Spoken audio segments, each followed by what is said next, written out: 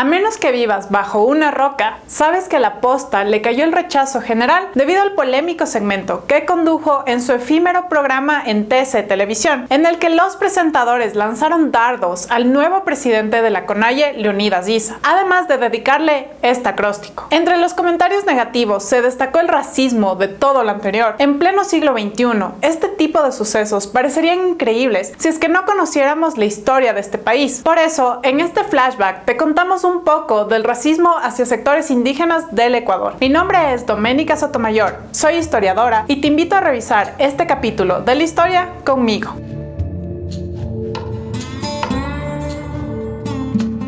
El racismo es una ideología que propone una superioridad e inferioridad racial. Lo que se debe tener en claro es que este pensamiento no solo tiene que ver con ideas, generalmente por parte de personas blancas mestizas hacia individuos negros o indígenas. Hay que recordar que durante los siglos XVII y XVIII en Hispanoamérica se prohibió la mezcla de blancos, indios y negros para evitar la proliferación de castas y mantener la sociedad estratificada. Bajo este pensamiento, si es que se quería acceder a cargos de poder, se debía probar una supuesta pureza de sangre, es decir, la ausencia de linaje judío, moro, negro o indio.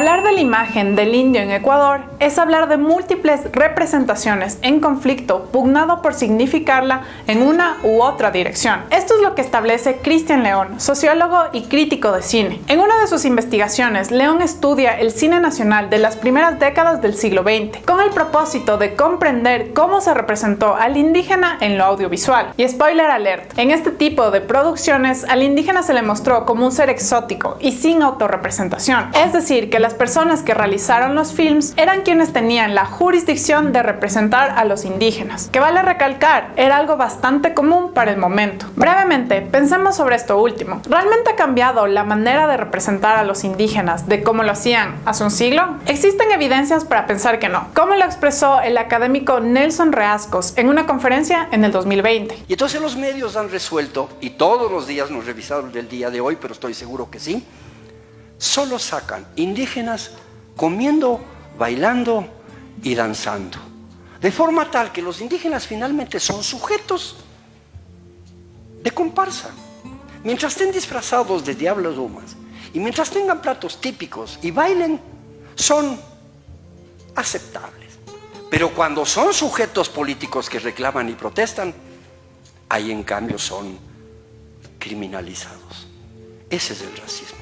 Tienes razón lo que dices. Volviendo al siglo XX, en dos filmaciones realizadas por Miguel Ángel Álvarez, un hacendado quiteño de familia conservadora, se mostraron a danzantes de Saquicilí y a lavanderas indígenas que probablemente realizaban su oficio a orillas del lago San Pablo, en la sierra norte del país. Según León, este tipo de audiovisuales, cuando son vistos de principio a fin, revelan que el indígena fue despojado de su subjetividad y que fue transformado en eco del discurso mestizo, que como ya sabemos favorecía la idea del indio folclorizado, que era uno con los paisajes del Ecuador. Otra filmación en la que se representa al indígena es Los Invencibles Shuaras del Alto Amazonas, dirigida por el famoso sacerdote salesiano Carlos Crespi en los años 20. El audiovisual fue pensado para su difusión pública y su idea fue la de narrar el viaje en busca de los Shuar, así como de sus tradiciones y la labor evangelizadora de los salesianos. Si te interesa mirar la reconstrucción de la cinta de Crespi, porque parte del original se destruyó, te dejo el link en la descripción de este video. El cortometraje se relaciona con que en los años 20 el Estado promovió la incorporación del oriente ecuatoriano y sus habitantes, por lo que además de la filmación se realizaron exposiciones etnográficas en las que se mostraron tanto objetos recogidos por el padre Carlos Crespi en sus misiones al oriente ecuatoriano como fotografías de los indígenas. Esto tenía el fin de demostrar públicamente los logros que la orden religiosa alcanzó tanto en la región amazónica como en sus habitantes. La difusión de videos como el de Crespi, si bien visibilizó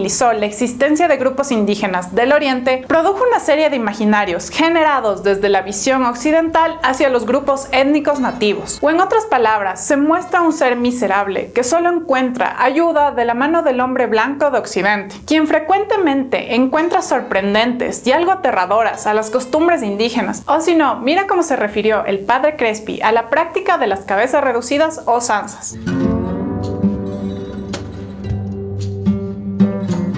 Según el académico Carlos de la Torre Espinosa, desde la colonia hasta el levantamiento indígena de 1990, las élites ecuatorianas trataron de forjar una identidad nacional mestiza que excluye la etnicidad del indio y del negro otro. Es decir, se imaginó un país que rescataba el mestizaje antes que las etnias particulares que lo conforman. Diversos trabajos sociológicos y antropológicos muestran que la discriminación y el racismo son prácticas arraigadas en Ecuador y que nuestra sociedad todavía se encuentra lejos de ser tolerante con la pluralidad étnica de la que se compone. En el 2005, la Secretaría Técnica del Frente Social y el Instituto Nacional de Estadística y Censos, INEC, realizaron una encuesta gubernamental sobre el racismo y discriminación racial en la que se reveló que el 65% de los ciudadanos reconoce la existencia de racismo en contra de los indígenas y afroecuatorianos, aunque al mismo tiempo solo un 10% de la población admitió ser racista. Sí, admitió ser racista. Algo anda mal. El racismo es un mal que habita cómodamente en la sociedad ecuatoriana y es comúnmente difundido en medios de comunicación. Si bien existen avances en cuanto a la igualdad de los seres humanos, todavía nuestro país, al igual que otros, no alcanza el ideal de tolerancia que debería. ¿Consideras que los ecuatorianos somos racistas? ¿Y qué prácticas cotidianas de racismo has experimentado?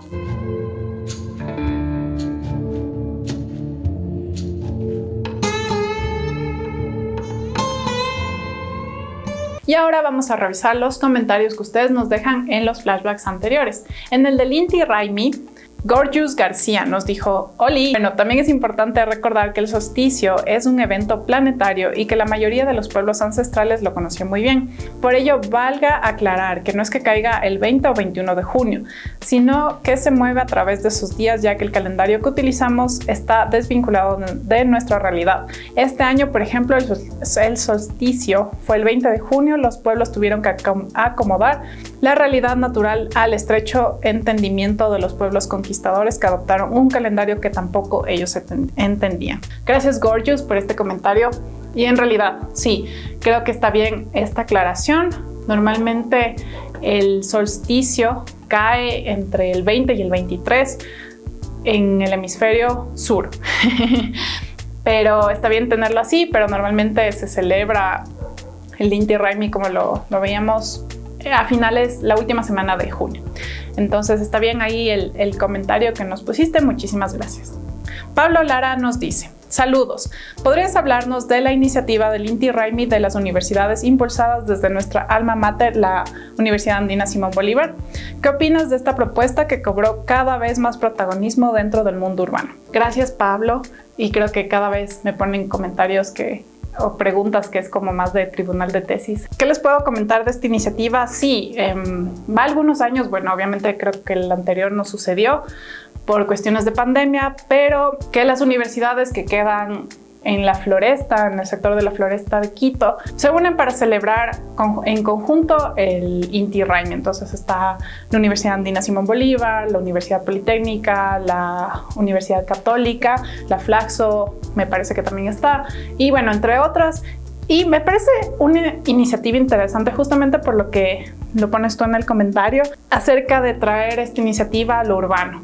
Esta celebración, al urbano, porque es interesante incorporarlo quizás más a la cotidianidad de la ciudad, en la que no siempre se la vería, pero es interesante verla ahí, y desde los mismos líderes indígenas que están en estos centros de conocimiento académico, que lo promulgan para que personas que quizás no estemos en condición de ir a una comunidad a celebrarlo, o que no hemos tenido la oportunidad, podamos experimentarlo.